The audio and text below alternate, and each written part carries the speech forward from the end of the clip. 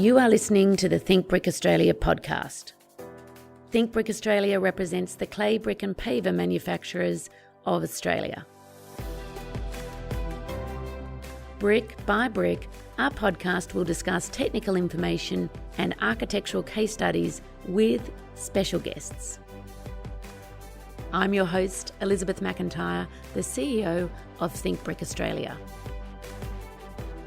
Debbie, I'm really very flattered that you've given up your time to talk to me today. And it's been a bit of a journey for us, but you as principal of Mcbride Charles Ryan Architects, welcome to the Think Brick Australia podcast. Thanks, Elizabeth. It's always a delight to talk to you. And I think that you guys, when I look back in terms of my journey and when I first started, you were really the pioneers of the glazed brick back, it's nearly 10 years ago now.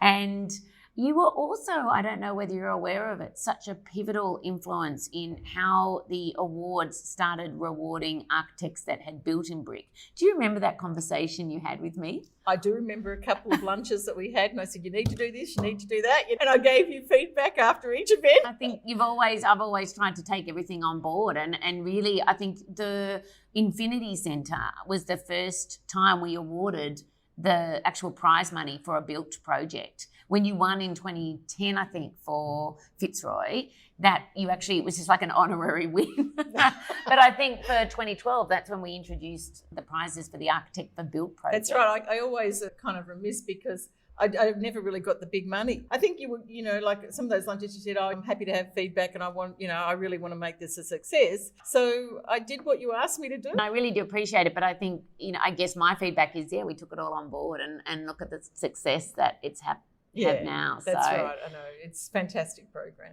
So before we go into talking more about bricks, can you tell us a little bit about growing up, your childhood, what led you down this design path? I'd had 15 moves by the time I was 13 years of age, and I'd never lived any longer than 2 years in one place.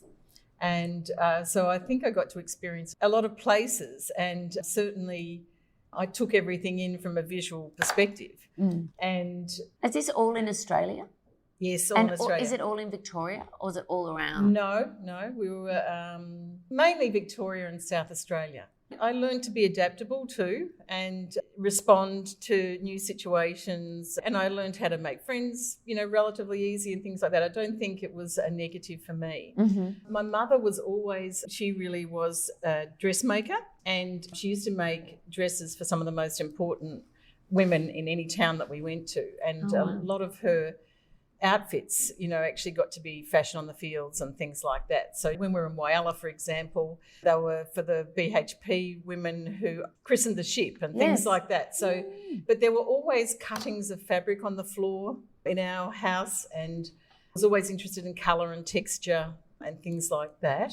Whyalla really did have an impact, to be honest, because we had this incredible big bluestone house, that had huge bluestones and velvet curtains, and we used to do performances and things like that. So I just think, you have a visual memory of all these places. And then I thought I wanted to be a social worker, and my father had a relative who was a social worker in St Kilda, and after spending a night with her, he said, I think you should go and spend a night with her and see what you think. And after spending a night with her, I decided that really wasn't my career path. It was pretty hard work. Yeah. And, not that I think everything is hard work, and actually design and architecture are hard work as well, but you've got to have something else that keeps you going. And if you're not really into it and can't really see a way forward, I think it's going to be very difficult for you to persist in something. Yeah.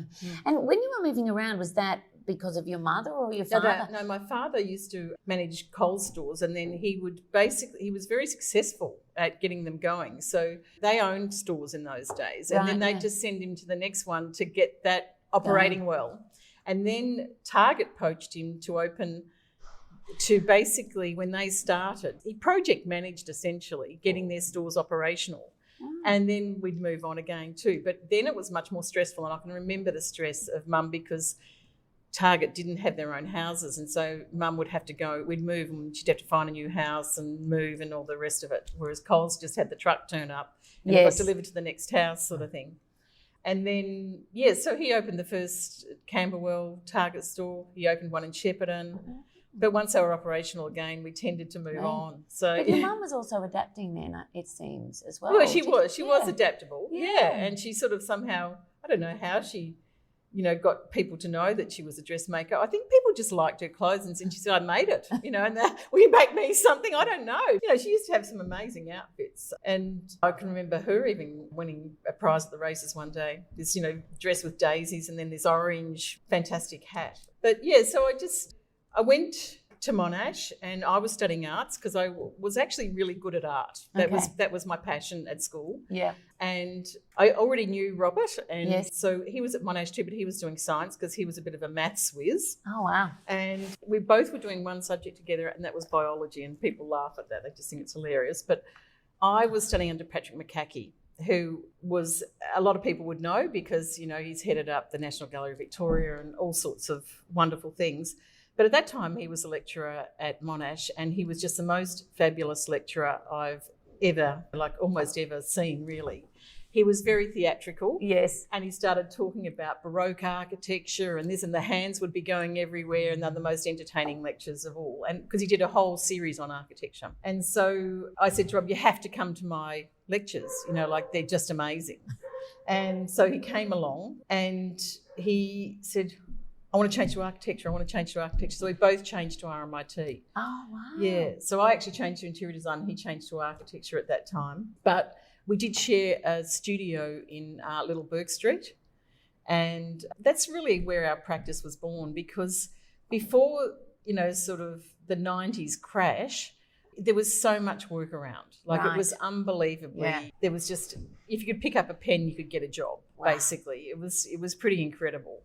And so we had this we just kept saying, well, we should be doing this ourselves because we're working for other people. I mean, Robert worked for Peter Corrigan and he worked for Ashton Regan McDougall, and I did consultancy work for Ashton Regan McDougall as well.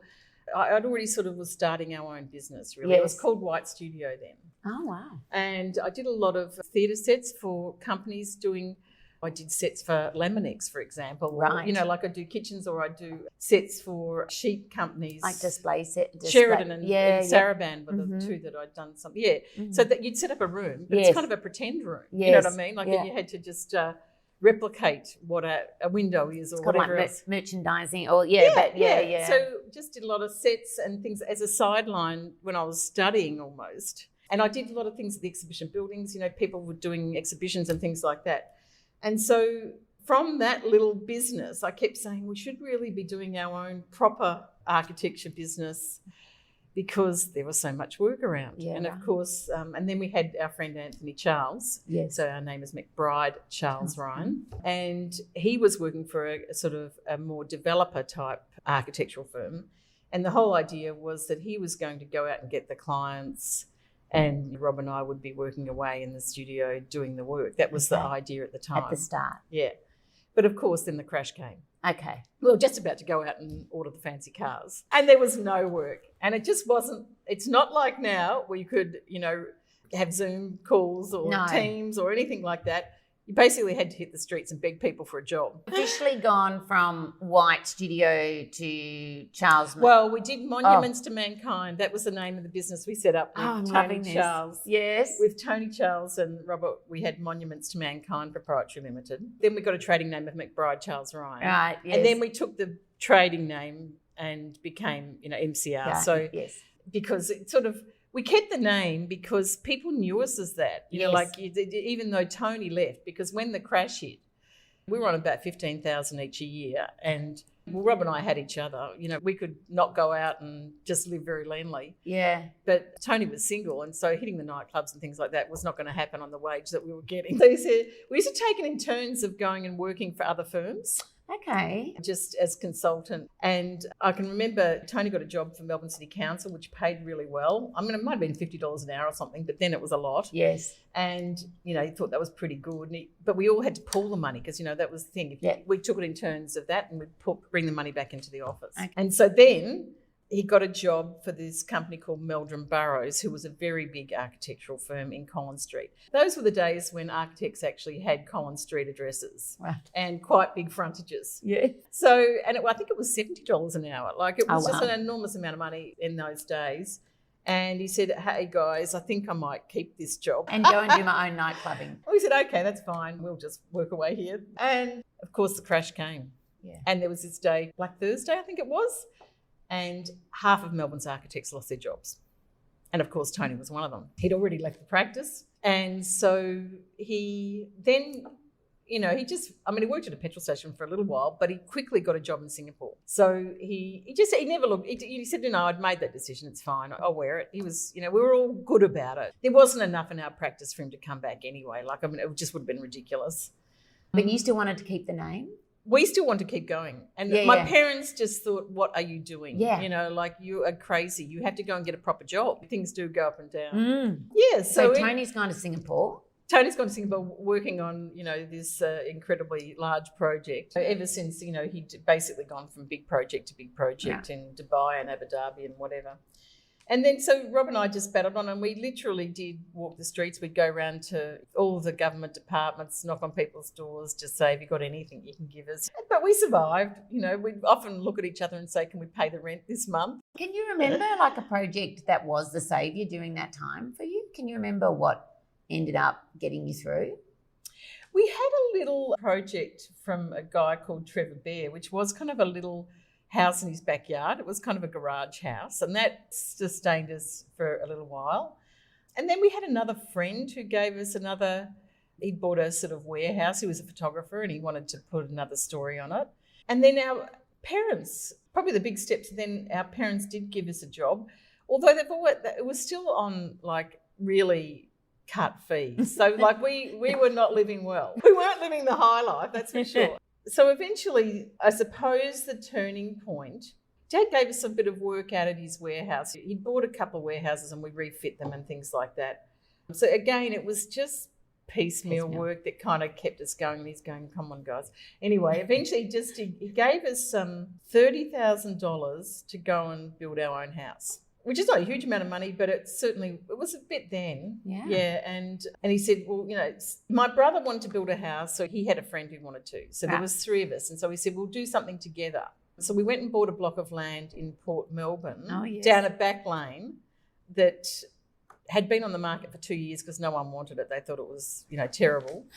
And we bought that and we were going to build 3 townhouses on it.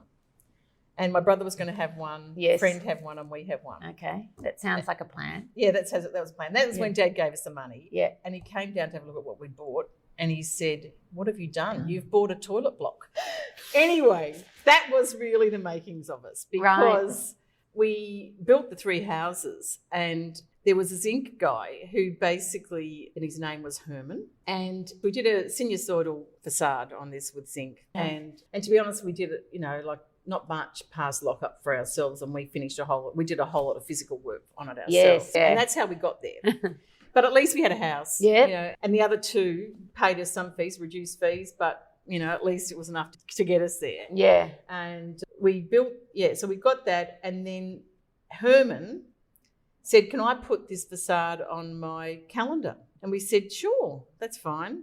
Well, he went round to every other architectural firm in town and hawked his services, which eventually landed him Federation Square. We said, yeah, that's fine, you can put it on the calendar. But what it did was it gave a lot of other people awareness of us. Yeah, because we didn't have Instagram, Snapchat, all those things, Yeah. So it did give a lot of people some awareness of us. From that, also, we thought, okay, we'll sell this and we'll do it again. Yeah, right. Because here's a formula. Yep. We couldn't buy a house on our own. Yep. And so we got a group of friends together, and then, actually, one of the people who'd come to buy our townhouse in Port Melbourne, she was a friend too, but she went away crying because she didn't get it. And our friend said she was crying when she got home because she missed out. And we just said, tell her not to cry, just tell her to come in on the next one. So she did. But she brought a whole lot of friends with her. And before you knew it, we had 10 people. And so anyway, it was a whole lot of people who couldn't buy a house on their own, kept going to auctions, couldn't get a house on their own. Yep. And one person was basically a single mum. So there was all sorts of different things. Some people had big incomes but no deposit. Exactly. Some people had big deposit, no income. And we thought, okay, how are we going to deal with this? But we had to manage the whole thing. With us, one of the other people that joined part of it, who was another architect, Sylvia Durr, we just had to be part of, she did a lot of work on that as well, getting the finance and all that sort of thing. Just even finding a bank that would deal with all this. Yes. complexity was remarkable. And we did find someone. So we had to invent our own project, convince a bank that, it was going to work. And then with people with all these different sort of sets of circumstances, we spent 2 years finding our block, and we bought 21 Winstow Road, and we built 10 units on it. Yep. And then it was the first house for a lot of people, and it was pretty hilarious, some of our later meetings, because a lot of people were having their first child, and we had this, like tiny office on the top of the car park in the city. Yes. And there'd be all these prams lined up out the front of the, for the meetings and things like that. But from that, I mean, I think it was a remarkable thing, because everyone got a house, and a lot of them moved on, and people say, oh, well, was that, a problem? But I actually think it's great that when markets move, people can go on and do something else. I mean, if they needed a house or whatever, because they did, and it wasn't just families, it was couples and things as well, but at least it gave them the foot up that they needed. Yes. And, so there was only sort of 2 there for a long time that were the original people. Wow. But all the rest of them had kind of moved on after a few years, really. Yeah. But it was fabulous because, like we did the thing like the landscaping. Yes. We did it together, physically wheelbarrowing, and had barbecues, once we'd finished. And it was fun as well. It was a lot of fun as well. But that got us going. And then Daniel Grollo saw that project. He actually physically asked to come and have a look at 3 of our projects, and we're scratching our heads thinking, and he went to Port Melbourne, he went to that. But we got him 3 projects. Yeah. I think they'd, Mum and Dad, we'd done a house for Mum and Dad by then, and I think he went and visited that. So then he said, okay, well, it's a bid, and there was like 5 firms going for 3 jobs, and you have to pick the site that you want. And here's your chance. You've got to prove yourself. That was Daniel's thing. So we thought, he's not going to give us the biggest job on the site. Okay. Because, it was... So DCM within the mix, and John Wardle, and I think Lyons maybe. But anyway, so we thought we'll pick the smaller site, because that's the one we've got a chance at. Okay. Yeah. Good strategy. And that was QV. And we got it. And we never really looked back from there. Life is always hard in architecture. You can never assume you've got your next job, really. You just, you've always got to work at it, and you've got to continue to prove yourself and things like that. But, Daniel Grollo certainly gave us a break there. Yeah. Yeah, by giving us that job. You did say you'd already met Robert before you were at uni. How did you meet? We knew each other at school. It's been a lifetime. Yeah, probably since we were 15. But, we weren't girlfriend and boyfriend or anything like that then. Mm. Yeah, in fact, I was going out with one of his friends. So, it was, but it just, at uni, at Monash, it sort of really, it kicked in. He had a broken leg, and I had a little Volkswagen, and I used to pick him up and take him to uni. Wow. And what do you think, you've obviously, it always astounds me when people work together and also are together. How do you complement each other? I'm more outspoken. He's probably more considered. I don't know in our working life what's complemented us or what at home, but we're very different personalities. And I think we do, he anchors me and I give him the push maybe that he needs. So maybe that's how it is. I don't know. In the design spectrum, without going into too much detail, do you tend to, delegate different interests, or do you collaborate, or how does that play out? Generally speaking, I suppose Rob is more... We do work together, actually. Yes. We do really work together. But he comes from a more serious architectural base, if you like. And I sort of come from a world which is a little bit more colourful. And the two meet, and I think that's how we get those things. And I think that, Rob's probably got more patience sitting there, nutting out plans and things like that. Mm. But, look, to be honest, we do work on things together. It is quite hard to describe. And, Rob is a very patient person, so I know that if he answers me back, he's serious. But when you talk about colour, a lot of the sort of things that you did with schools had, all of these big, bold, glazed brickworks. Talk to me about how did that come about, and why did you choose that? What was the motivator behind it all? I do think that sort of that art background, because I was even good at art at university, that art background has probably influenced that a little bit. Although both of us are interested in lots of things, you know what I mean? So it's not linear. And I don't think we're a firm that does the same thing every time, Absolutely because not. we're much more interested in what else can we bring? What else can we see? How has the world changed? You know, all those sorts of things. So although we do still think that form is very important, and actually creating sort of wonder and interest is very important as well.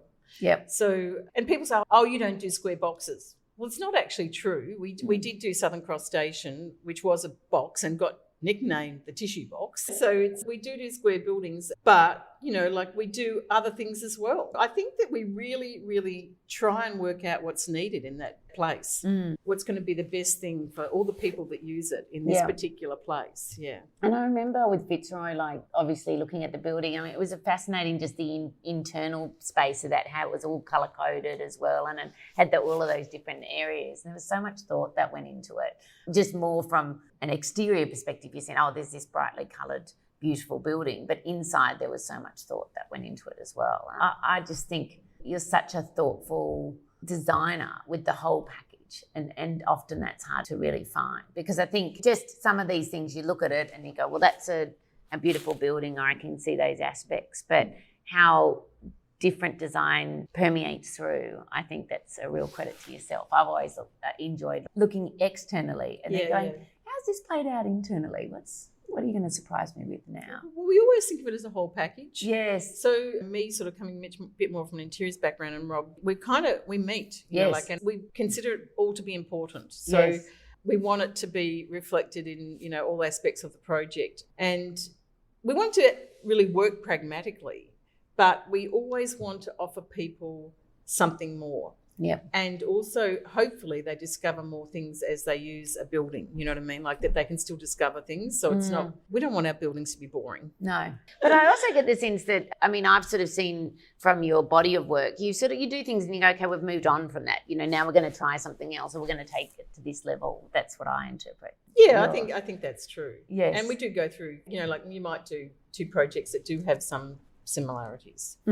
Like, for example, in the awards this year, we've got Peg's Music School in the Architecture Awards, which is a very curvaceous building. Yes. And we've also got a building in Yarram, which is a hospital project. Well, it's an integrated health service, actually, but that's got a curvaceous sort of very playful element to it as well.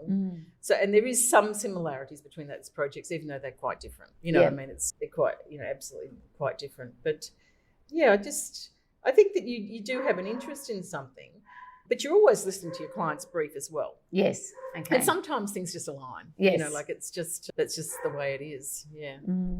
So why bricks? What do you enjoy about bricks? They're quite malleable, which sounds strange. You can really get any shape that you want more or less out of them, because, and I know that you have the Lego blocks on the, you know, gala dinners and things like that, but they're like the Lego blocks. And to be honest, even the project that we have just finished, the Pigs Music, you know, people would say, I don't think you can do that with bricks, including the engineer for a little while, but that's your job to make the magic happen. Well, it was interesting with your legacy, because, you know, when I look back over the years, I mean, we can see the trends come in and out. And for a while there, after your entries, it was everything glazed and then patterned. And then, you know, we had a couple of the hit and miss walls, and then the corbelling. And it's interesting when you're judging work that's come through and you sort of go, yep, well, we've done that. You know, we've done that. Yeah. And you've been a part of the jury as well. And so it's interesting to see how these trends do come through. And they've also really driven, from an engineering perspective, a lot of our inquiries, because everyone sees something and then they think we can do that. How can we do that? And then, you know, they go to the standards and they don't cover it. So it's been, you can just track almost the development of all of our like fact sheets, and we can put it back to the awards and to different projects that have happened, because you can just see the impact of that project about how it has influenced people. Yeah, that's, you know, I do love bricks, because I think that they have that longevity that so many other materials don't. And, you know, I would like our buildings to last, because, look, I think that important buildings that people have put a lot of energy into should last. Like, our whole team works incredibly hard. And, I mean, what's the point in doing that for something that's just going to fall over in less than 25 years or something? You know, it just doesn't make any sense to me. No. I think that longevity and things is really important. I think it's really important just from a sustainability point of view as well. I mean, these buildings can take on different lives, like the building that we're in now. I know. Yeah, our office. Brick. It's a brick building. It's a brick building and it's over 100 years old. Yeah. And it's had many lives, and it can adjust to all of those things. So I just think, have something that lasts for over 100 years and we're still patching it up and this, that and the other thing, but it can continue to have more lives. And even the project that we've just finished at Yarram, the Integrated Health Service, we kept all the bricks from the original building. Yeah. And a lot of them actually weren't suitable for reusing because they had deteriorated quite a bit. But all the ones that were good, we reused in the project. So we had new bricks, but we inserted all the old bricks and the naming of the building and a pattern. So it's included. Yeah. So the past, there is a story of, there's a history. There's a story of that township, and the township loved the red brick building, so they had a connection with it. So in these things, are really important in any town. Like if you look at even Australia's history, the important buildings of any town were usually the church, the school, the pub, the post office, and they were usually all brick. We just drove from Sydney to Darwin and went through all the country towns, and that just really hit me, was that it was either sandstone, and you're right, it was the post office and all the war memorials, and I think that's really true. Stood out to me about these towns were so affected when all of their sons and fathers went off to war, and everything still standing is all in brick, Yeah, that's right. And then the hospitals, the base of the hospitals, they'd often have, timber verandas and things like that, but there was a base of bricks, and I just think that is kind of the anchoring thing in Australia, and probably the anchoring thing in lots of parts of the world, actually. It sort of gives you security. You have got to build stock that lasts and it has some relevance. Yes. And how have you seen over the years the profession change, or have you seen it change? Yes, I have seen it change. It's changed a lot from when we started. I mean, contracts were completely different.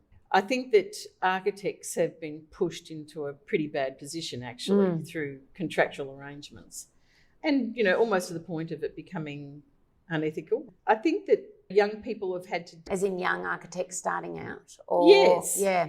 I think it's a harsher... I mean, I know when we started it was harsh too. Maybe it's just a different type of harsh. The building industry can be quite harsh. You've got to be alert all the time. It's about protecting yourself and risk and things like that, which I don't think it was quite as much when we started out. I think there's a sentiment as well that I think is different in this younger generation. I think there was always an optimism sentiment with our generations, whereas I just wonder whether we were kind of doing things a little bit fearless, but maybe we knew it was always going to work out. Whereas I get an underlying suspicion that maybe that's not there anymore, that maybe things won't work out. And then that's maybe what they're feeling. Yeah, to be honest, I don't think you knew whether it was going to work out. When the recession did hit, there were not a lot of alternatives. Like, did you want to go and drive a taxi, or did you want to plug on and just see if you could work it out? Yeah. And I mean, and maybe you'd made the wrong decision, you didn't really know, but you just kept having a go and in the hope that something would work out. Yeah. So what would your advice be to younger? I think try and get clarity on everything, because there's so many things that are clouded these days. Yeah. That's what I think. Yeah. And you can very easily get caught up in it. And also, I agree with you. Just on anything, really. I mean, I always say to my team members, make sure we all understand what success looks like for the person that's telling you what they want done, so that you know where you're headed, because you could go off and do something completely different. And you've wasted a lot of time. Yeah. So it's really important, that sort of old saying, you can't see the forest for the trees. You've just got to always have your mind on, really what is important and what you're trying to achieve, because you will, there is so many things that can cloud you these days, like, and it's devices, it's contractual arrangements, it's, many players, many stakeholders, that's another thing that's changed a lot. Like, you used to deal with one person, now you deal with a whole team of people. Yep. And trying to get clarity out of those situations is really, really difficult. Committee decision making is hard. Yeah, I think it is hard. Yeah. I mean, it's hard to work through those sorts of things. But you do have to always have a clear idea of what you're trying to do. You're here to do a good building. Mm-hmm. And what is the most important aspect out of all this information that I'm getting that is the most relevant? You can pursue on. Yeah. Well, Debbie, thank you so much. As I said, you've done so much for me personally, and you really, you may not take credit for it, but you did pivot the awards substantially, and I appreciate all of your feedback. And I hope you are pleased that we acted on it. But now we're just going to go into the rapid fire questions. Reading the news, a newspaper or online? Both. Handwriting or typing? Both. For sketching ideas and concepts, would you use a pen, pencil, or e-pen? Pen, pencil. Do you like to read books or listen to audiobooks? Both. What's important to you, style or substance? Both. Coffee or tea? Both. See what I said? We're naturally curious. We like lots of things. TV shows or movies? Both. Okay. Antique or brand new modern? Both. Okay. Call or text? Both. Travel back in time or into the future? Both. You would like to do both? Yes. Yeah, because I mean you can learn so much for the past, but the future is the unknown territory that you can, Exterior or interior? Both. Video games or board games? Board games. Form or function? Both. And with relation to design, complex or simple? Both. Yeah, as I said, we like to cover everything off. It's all about the whole thing. It's not, it's not one thing or the other. Debbie, thank you so much for your time today and for everything you've done for Bricks. You're welcome. If you have enjoyed this podcast, please follow, rate and review our podcast. We are always looking for new ways to think brick. If you have an idea of what you'd like to hear about, there's a link in our show notes to let us know.